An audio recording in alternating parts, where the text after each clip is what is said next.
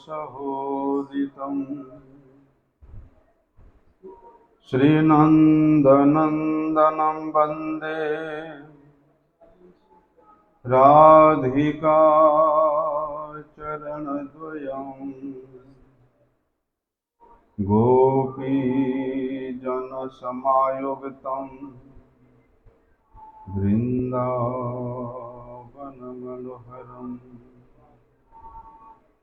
गुरवे गौरचन्द्राय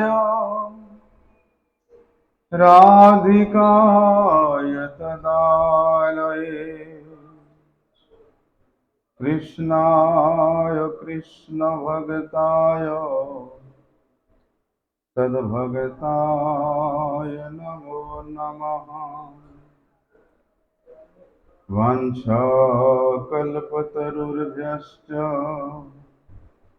कृपा सिन्धुभ्यैव च पतितानं पावनेभ्यो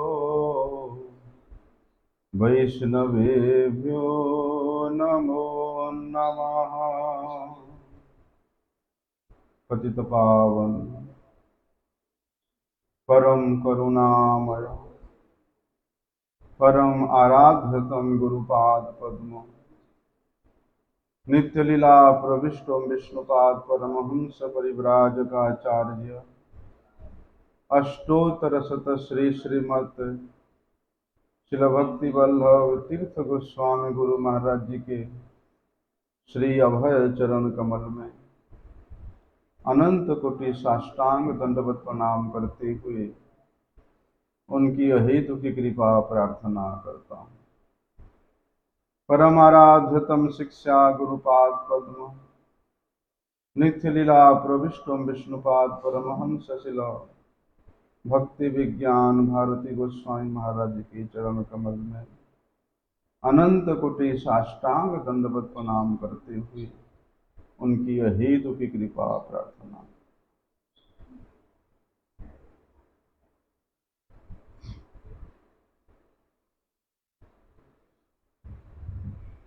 अकारण करुणा वरुणालय भक्तवांछा कल्पतरु नंदनंदन भगवान श्री कृष्ण चंद्र के सुमधुर लीलास्थली श्रीधाम वृंदावन के अहेतु की कृपा से भगवान श्री चैतन्य महाप्रभु जी के द्वारा परम प्रिय पार्षद श्री प्रबोधानंद सरस्वती पाद विरचित श्री वृंदावन महिमामृत के माध्यम से वृंदावन के अपराकृत चिन्मय स्वरूप के चिन्मय धाम के महिमा को श्रवण करने का परम सौभाग्य प्राप्त हो रहा है।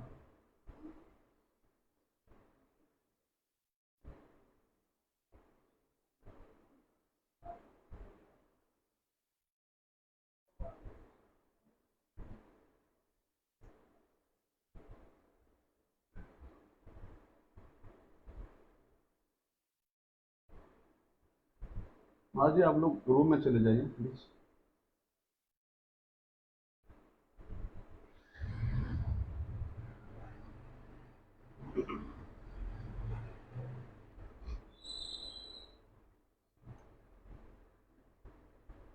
श्री प्रबोधानंद सरस्वती पाद जी ने जिस अपराकृत श्री वृंदावन धाम के स्वरूप का वर्णन किया वे श्री धाम के महिमा को श्रवण करने के लिए ऐसे ही अपराकृत स्थिति संपन्न हृदय चाहिए। संसार के काम क्रोध लोभ मोह मात्सर्य भरा हृदय लेकर के इस वृंदावन धाम के अपराकृत महिमा को श्रवण करने का कभी भी योग्यता नहीं मिलता है। जिस प्रकार से श्रीमद् भागवत परमहंस संहिता है, ये अकैतव संहिता है। और जिस प्रकार विषयी जनों के लिए, संसार आसक्त जनों के लिए, तुच्छ भोग विलास में प्रमत्त जनों के लिए जिस प्रकार श्रीमद् भागवत श्रवण करने का अधिकार नहीं मिलता, फिर भी सुखदेव गोस्वामी जी ने जिस सभा के मध्य में श्रीमद् भागवत के इस अमृत रूपी कथा का प्रणयन किया था, तो उस कथा में बल्कि संपूर्ण संसार के महान महान ऋषि मुनिगण उपस्थित थे, महान महान रसिकजन उपस्थित थे,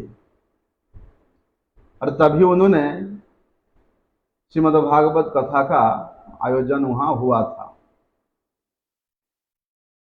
फिर भी कहते हैं, यदि विषयी व्यक्ति भी क्यों ना हो, संसार आसक्त व्यक्ति भी क्यों ना हो,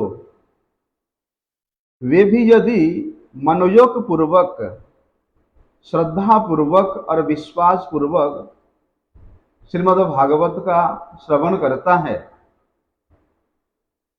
तो भगवान के इस वांग्मय स्वरूप, भगवान के कृपामूर्ति स्वरूप श्रीमद् भागवतम उस श्रद्धालु व्यक्ति के हृदय में प्रतिभात हो जाते हैं, अर्थात अपने स्वरूप का प्रकाशित करते हैं। ठीक उसी प्रकार वृंदावन धाम की प्राप्ति का मतलब है साक्षात श्री राधा कृष्ण की प्राप्ति। इसलिए राधा कृष्ण के उस मधुराति मधुर लीला संपन्न ये जो वृंदावन धाम है, क्या यहाँ के महिमा को उस प्रकार काम संतप्त हृदय लेकर के कोई श्रवण कर सकता है? अथवा काम संतप्त हृदय लेकर के क्या कोई इस वृंदावन में वास कर सकता है? यदि हृदय में वृंदावन स्फुरित है, तो वे वृंदावन से कोसों दूर रहते हुए भी वे वृंदावन में वास कर रहा है। और यदि वृंदावन में वास करते हुए संसार के चिंतन में ही मग्न है, तो उसका वृंदावन वास नहीं हो रहा। स्वरूप दामोदर गोस्वामी जी वे नित्य प्रति श्रीमन महाप्रभु जी के परम संगी बन करके वे नीलाचल में ही अंतिम समय तक विराजमान रहे। कभी एक बार भी वे वृंदावन के भूमि में नहीं आए, लेकिन उनके हृदय में हमेशा अहर्निश से वृंदावन के भाव, वृंदावन के स्मृति, वृंदावन के लीला, वृंदावन के विरह व्यथित हृदय होने के कारण वे सर्वश्रेष्ठ ब्रजवासी हैं। उसी प्रकार वृंदावन में रहने का, वृंदावन में वास करने का क्या योग्यता है, और योग्यता अर्पण भी हो गया, तो वृंदावन में वास करते हुए क्या कर्तव्य है, उसके बारे में श्री प्रबोधानंद सरस्वती पाद जी बड़े सुंदर बात कहते हैं कि भैया देखो कि नो शुण्वन्नैव गृह्णन् सकल तनुभृताम् क्वापि दोषं गुणं वा वृंदावनस्थ सत्वान्यखिल गुरुधिया सम्नमन् दण्डपातैः त्यक्ता शेषाभिमानो निरवधि परमा किंचनः राधा कृष्णौ प्रेमानन्दाश्रुमुञ्चन् निवसति सुकृति कोऽपि वृंदावनान्तः। नो शृण्वन् नैव गृह्णन्, यदि तुम्हारा वास्तविक रूप से वृंदावन में वास करने का इच्छा है तो क्या करना, बोलते वहां किसी भी साधु का हो या वैष्णव जनों का हो या ब्रजवासी जनों का हो, ना तो उनके दोष को देखना, ना उनके दोष को श्रवण करना और ना ही उसको ग्रहण करना। ऐसे कि बोलते यहां जितने भी जीव है, बोलते उन सभी जीवों का, चाहे वो स्थावर हो चाहे वो जंगम हो, किसी भी जीव का बोलते हैं दोष को नहीं सुनना।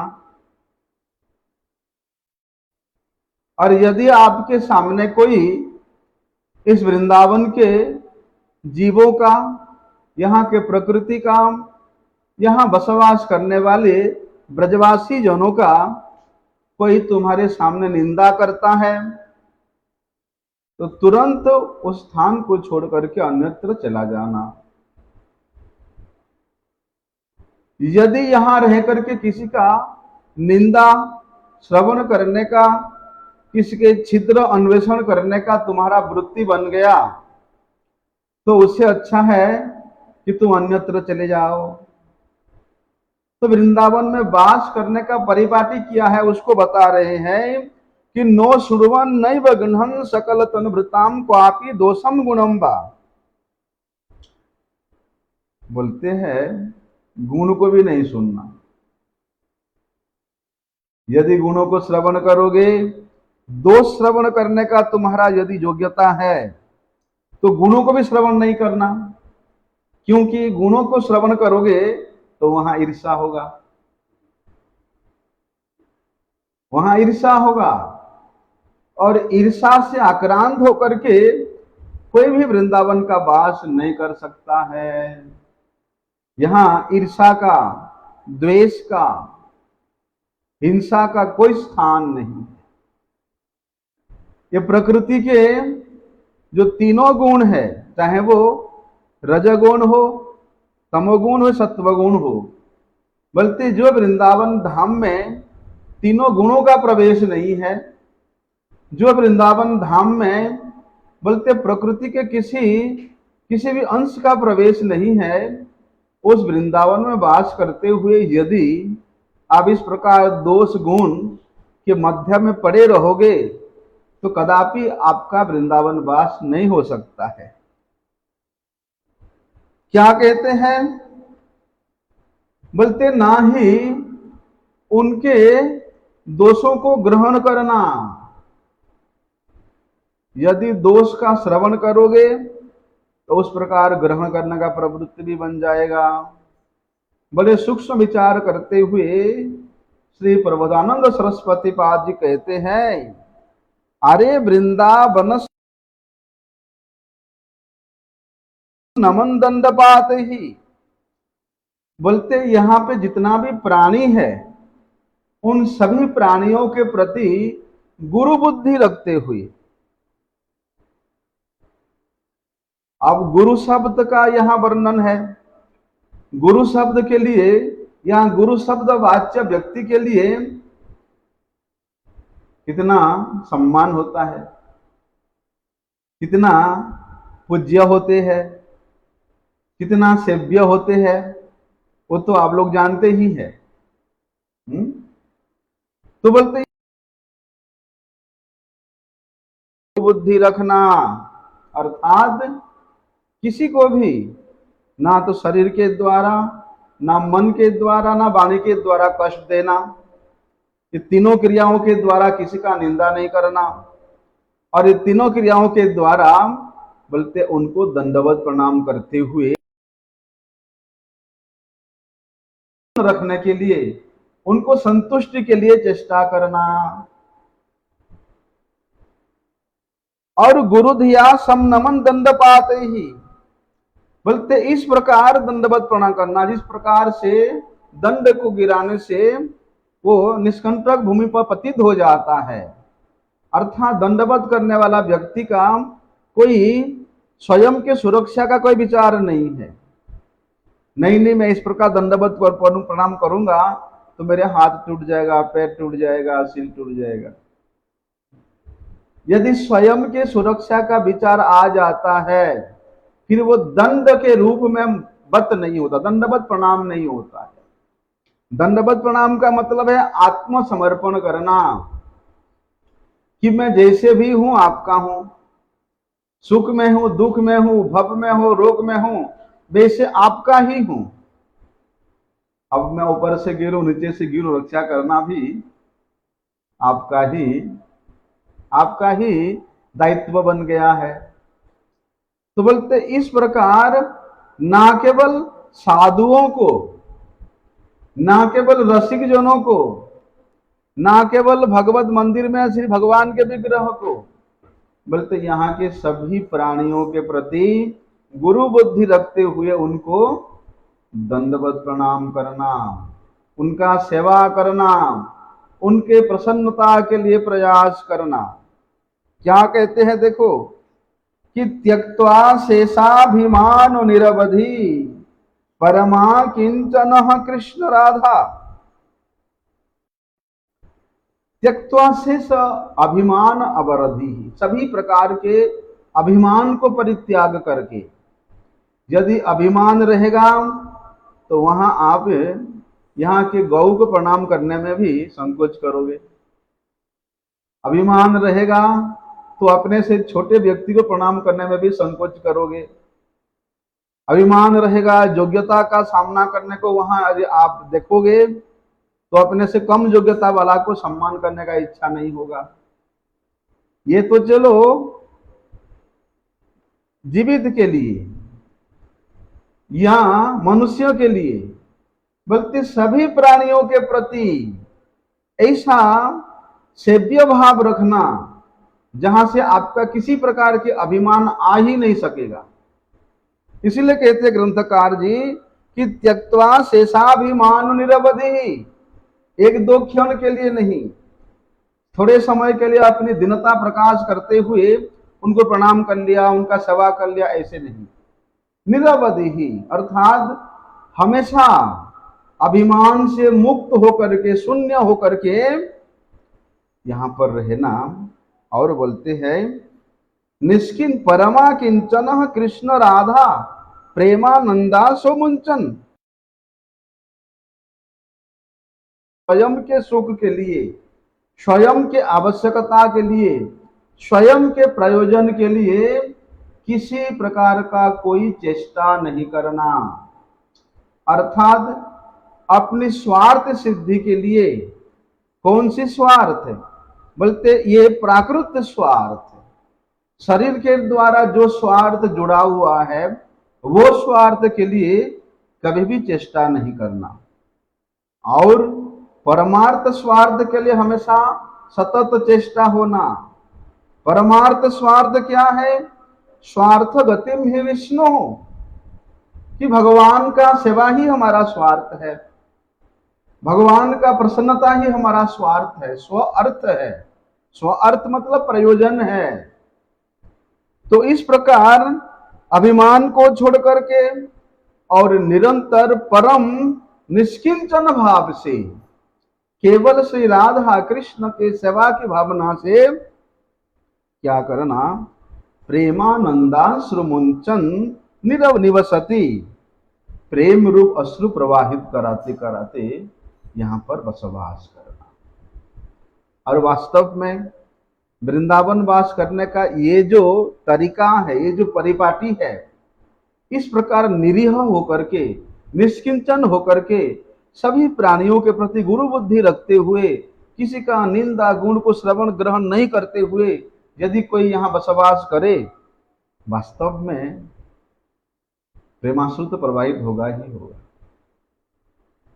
वास्तव में श्री राधा कृष्ण के जो मधुराति मधुर लीला वो स्फुरण होगा ही होगा, और वे लीला के विरह में अश्रुपात होगा ही होगा। तो इस प्रकार अपनी स्वभाव को बना करके, अपनी स्थिति को बराबर रख करके यहाँ वास तो करो। बोलते हैं निवसति सुकृति कोपि वृंदावनांतः। ऐसा कौन सुकृत युक्त पुण्यात्मा व्यक्ति है जो इस वृंदावन में वास कर रहा है। और ऐसे सुकृत पुण्यात्मा व्यक्ति के अनुगत्य स्वीकार करने का यदि किसी को सौभाग्य प्राप्त हो जाए, फिर तो वास्तव में उसको भी वृंदावन में वास करने का अधिकार प्राप्त हो जाता है। तो जैसे हम लोग काल विचार कर रहे थे, यदि इस प्रकार का स्थिति उस साधक के हृदय में प्रकट हो जाता है, तो वो क्या करता है कि क्रंदन आर्त स्मरेण खितिषु परिलुठन समनमन प्राण बंधु, अपने उस प्राण प्यारे, प्राण सखा, प्राणेश्वर, प्राण बंधु नंदन श्री कृष्ण के लिए वो आरती से युक्त होकर के, आर्त, भगवान तो आर्त त्राण है, जो आर्त स्वर में क्रंदन करते हुए उनको पुकारता है, वे उनको तारण करने वाले हैं। जब तक आर्त स्वर में, आर्त रूप में अपने हृदय को प्रतिबलित करते हुए उनको नहीं बुलाओगे, नहीं क्रंदन करोगे, तब भगवान सुनेंगे नहीं। यदि इस प्रकार के स्थिति में रह करके हम भगवान को बुलाएंगे, तो वहां अवश्य क्या होगा कि क्रंदन आर्त स्मरेण खितिषु, स्वाभाविक रूप से उस विरह वेदना में व्यथित होने के कारण आर्तनाद होगा। और वे आर्तनाद ये केवल क्रंदन के द्वारा ही प्रतिभात होता है। वे आर्तनाद अपनी हृदय के अत्यधिक विरह वेदना के माध्यम से ही प्रतिभात होता है। फिर नहीं देखता वो व्यक्ति, ये जल है, ये स्थल है, ये कुआं है, ये समुद्र है, ऐसे भाव में विगलित होकर के वे वहां लौटता है, लुठन करता है, देखो क्या कहते हैं कि मुंचन सुकाश्रुधारम सतत मरुचिमान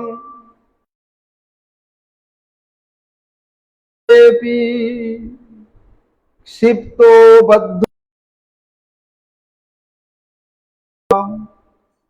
सर्वसंग विमुक्तः निष्किंचनैक काष्ठां गत उरुतरयोर्त कंठया चिंतयन् श्री राधा कृष्णां घ्रिपंके रुहदल सुषमां कोऽपि वृंदावने अस्ति। अरे जब व्यक्ति विरह व्यथा में होता है या कोई विशेष पीड़ा में होता है या अपने जनों के दुख में दुखी होता है, तब उसके सामने कर नहीं होता है, नहीं खा सकता है। बोलते उसी प्रकार कि मुंचन शोकाश्रुधाराम, उस प्रकार शोक रूप अश्रु प्रवाहित करते हुए, भैया शोक क्यों? अरे जिस वृंदावन का आश्रय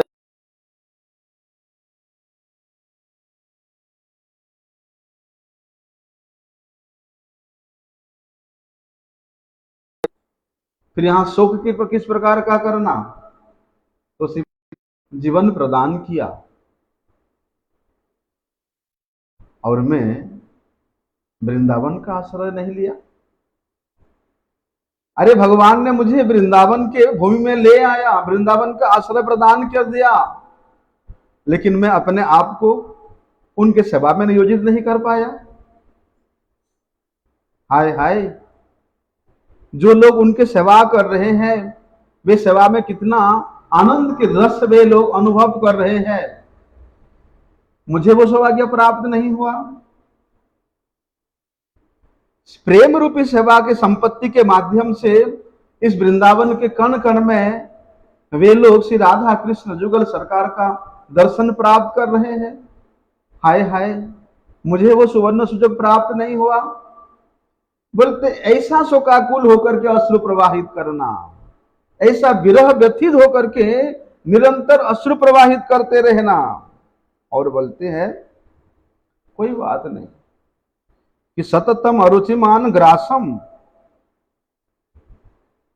यदि एक ग्रास भी तुम अपने मुख में लोगे तुमको रुचि नहीं लगेगा, खाने पीने को इच्छा ही नहीं होगा, सोने तक कोई इच्छा नहीं होगा। लेकिन कोई बात नहीं, ऐसे अरुचि वाला ही बने रहना, तृप्त नहीं होना कभी।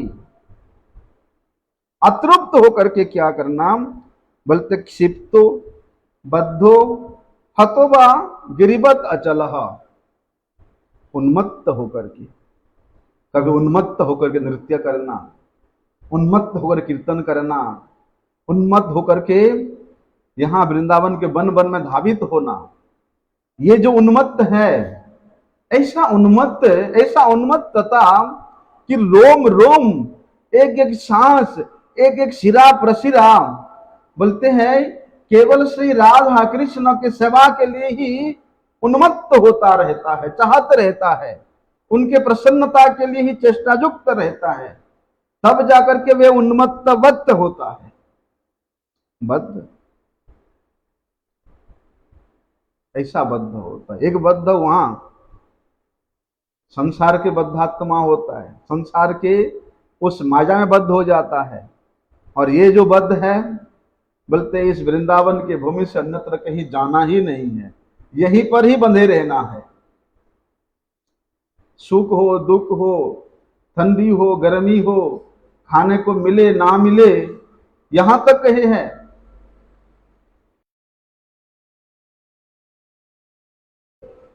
वमन क्या हुआ, खाना भी पड़े तो भी वो खा के मैं यहां रहूंगा, अन्यत्र कहीं नहीं जाऊंगा। कुत्ता बन करके रहना पड़े फिर भी यहीं वृंदावन में ही रहूंगा, अन्यत्र कहीं नहीं जाऊंगा। तो इस प्रकार बद्ध होकर के, वृंदावन के प्रेम में आबद्ध होकर के, बोलते हैं पर्वत के भांति, जिस प्रकार अचल रहता है पर्वत, उस प्रकार अचल अर्थात कहीं नहीं जाना। जरूरत पड़े तो अपने पैरों को पत्थर उठा करके कुचल देना। पर्वत के मापी अचल होकर के क्या करना, बोलते सर्व संगेर विमुक्त,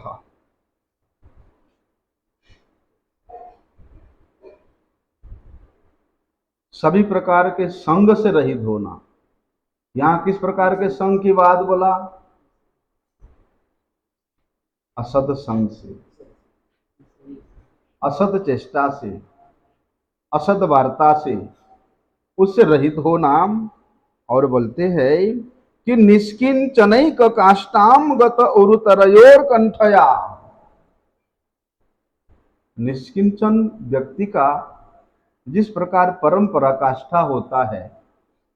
पराकाष्ठा क्यों होता है भाई, जो व्यक्ति अपने लिए कुछ करता ही नहीं, करता है तो केवल अपने इष्ट के लिए करता है, उसके पराकाष्ठा ऐसे कि ब्रह्मा इंद्र चंद्र नारद वरुण भी उसके गुणगान गाते रहते हैं, उनके लिए भी परम पूज्य हो जाता है। तो ऐसा पराकाष्ठा, निष्किंचन के पराकाष्ठा स्वरूपभूत होकर के स्थित होना। और बोलते हैं कि उत्कंठया चिंतयन श्री राधा कृष्णांग्री, अत्यधिक उत्कंठित होकर के, उद्वेलित होकर के श्री राधा कृष्ण के चरण जुगल का चिंतन करना, स्मरण करना। और पंके रूह दल सुषमाम कोपि वृंदावन ऐसी, बोलते इस प्रकार स्थिति में स्थित होकर के ऐसा कौन महाभाग्यवान महाभाग्यशाली व्यक्ति होगा जो इस वृंदावन में वास कर रहा है। क्या मेरा कभी ऐसा सौभाग्य होगा, ऐसे महाभाग्यवान व्यक्ति के चरणों का आश्रय करके, अनुगत्य स्वीकार करके मैं इस वृंदावन में वास कर सकूं।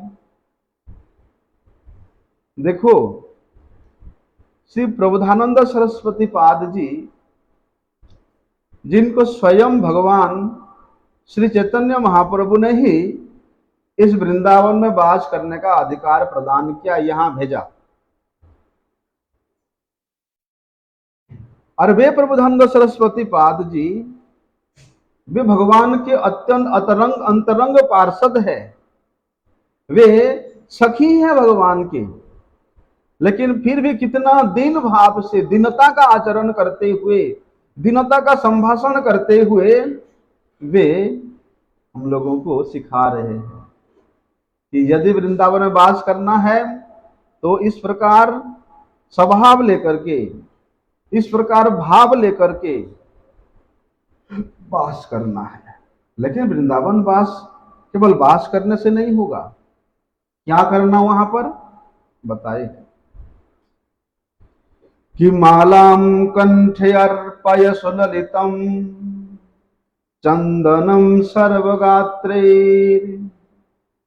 तांबूलम प्रसय कुरु सुखम साधु संविजनेन व्यत्यश्लेषात् सुख सहितयोर्ललितयन् अंघ्रिमित्थं राधा कृष्णौ परिचररः कुंज संज्ञामुपेति।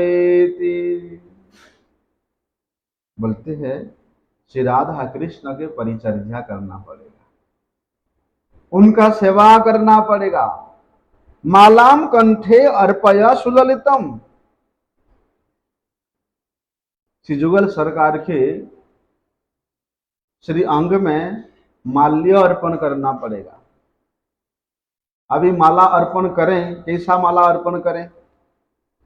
माल्य अर्पण करने से पहले बाकी सब सेवा करना पड़ेगा। ठाकुर जी को मंगल मुहूर्त में जागरण करना पड़ेगा,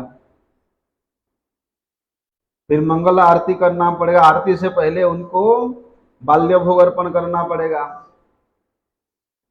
फिर मंगल आरती करना पड़ेगा, फिर ठाकुर जी को स्नान कुंज में ले जाकर स्नान कराना पड़ेगा, फिर उनके वस्त्र आभूषण अलंकार इत्यादि धारण कराना पड़ेगा, फिर उनके भोग राग के लिए सभी प्रकार का व्यवस्था करना पड़ेगा, फिर माला धारण कराना पड़ेगा। और बोलते हैं चंदनम सर्वगात्रे, उनके संपूर्ण अंग में चंदन धारण कराना पड़ेगा।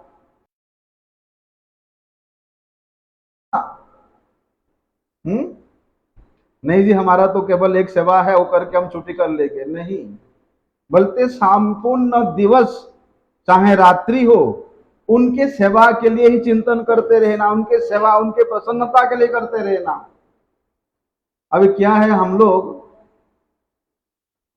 जा करके बाजार से माला खरीद के ले आते हैं।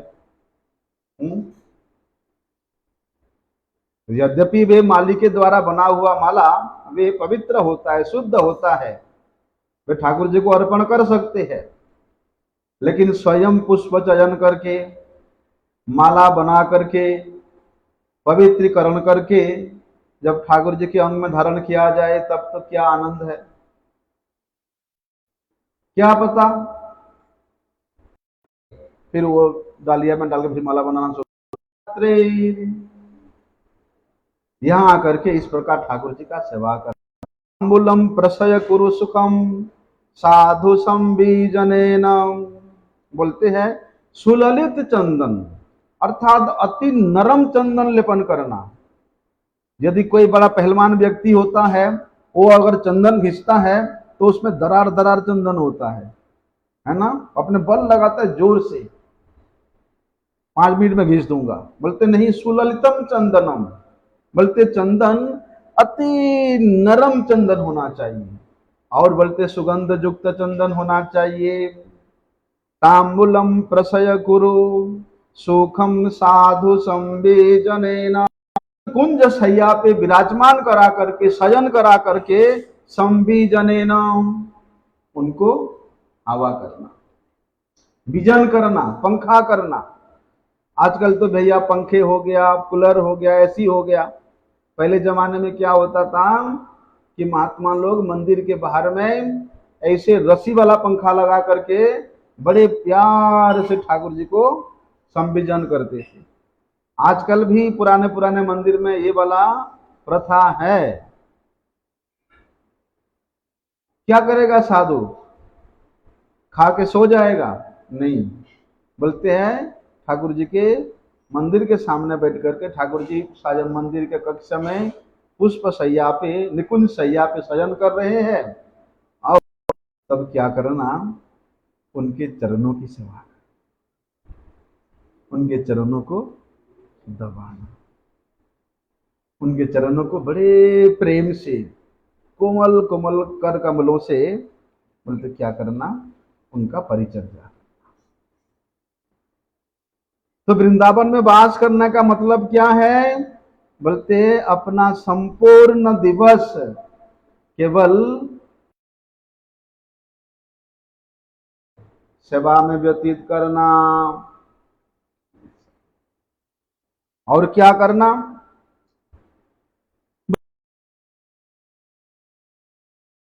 मंदिरे पुष्पभिष्टौ रत्याविष्ट्यो रसबल सदृष्टिवागंगो चेष्टौ दृष्ट्वा अन्या दृग्बर विलसितो साधु यान्तिर्वैस्ताम् स्ताभ्याम आन्तः सह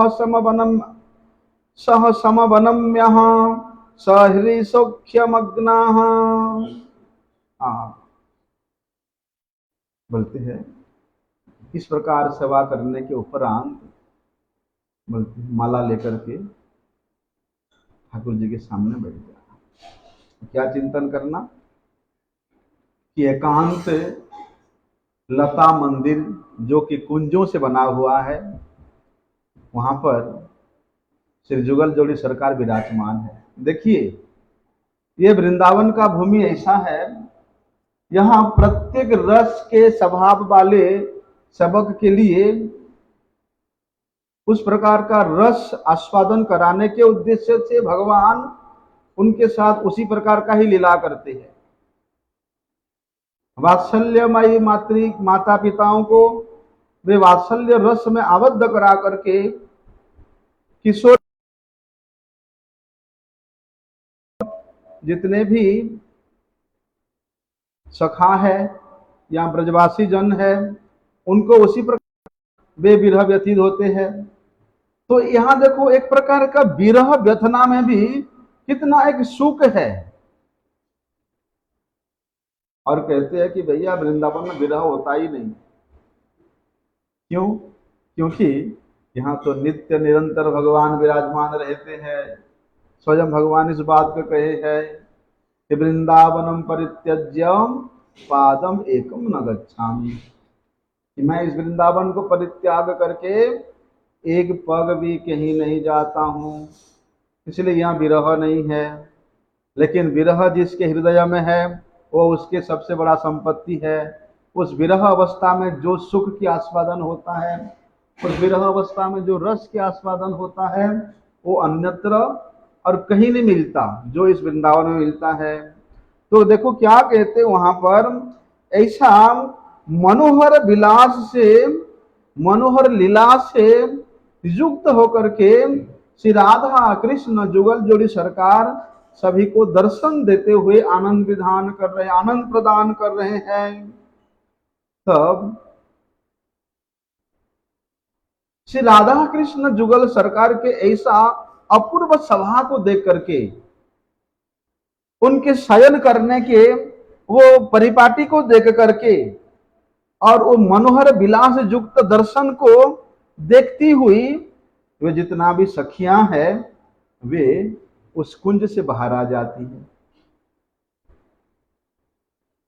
और बोलते हैं जैसे सखियां श्री राधा कृष्ण जुगल जोड़ी सरकार का सभी प्रकार का सेवा करके, उनको शयन करके, उनके पाद संवाहन करके, तांबूल अर्पण करके जब बाहर आ जाती है कि अब ठाकुर जी सो जाएंगे, तब ठाकुर जी क्या करते हैं, चुपचाप से पीछे से उन सखियों के हाथ पकड़ लेते हैं और हंसते हंसते बोलते उनको रोक लेते हैं।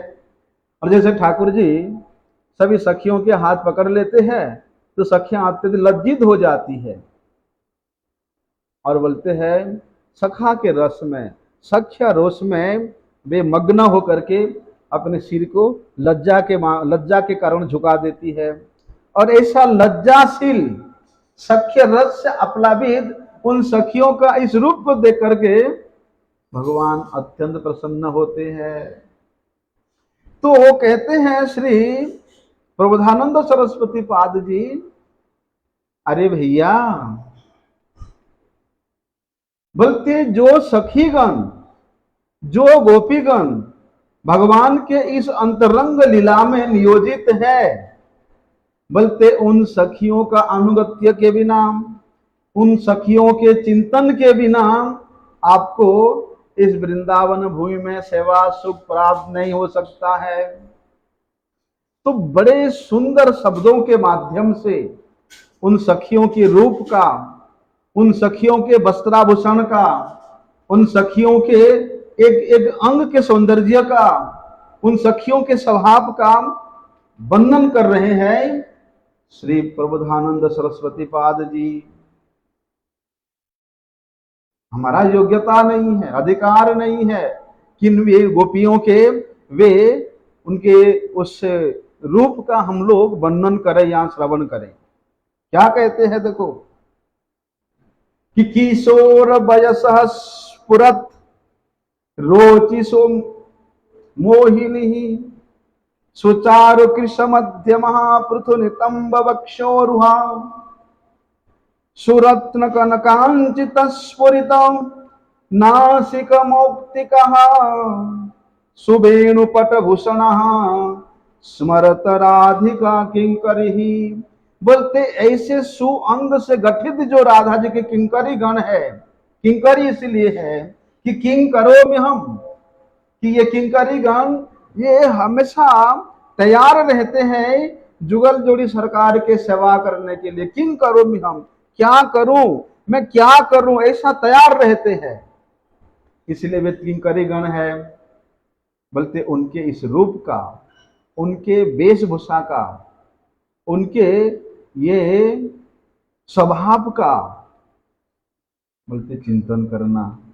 कहते हैं स्मरत हो, उनको यदि स्मरण करोगे तब जाकर के उनका कृपा मिलेगा, और उनके कृपा के बल से ही आपको इस वृंदावन में प्रवेश मिलेगा। वृंदावन के जो परम इष्ट है श्री राधा कृष्ण जुगल सरकार का सेवा प्राप्त होगा, दूसरा कोई उपाय नहीं है।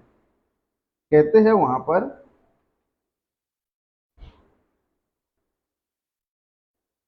कल श्रवण करते हैं, ठीक है, बड़े गंभीर बात है, कल श्रवण करेंगे। वंशा कल्पतरुभ्यश्च कृपा सिंधु पतितानां पावनेभ्यो वैष्णवेभ्यो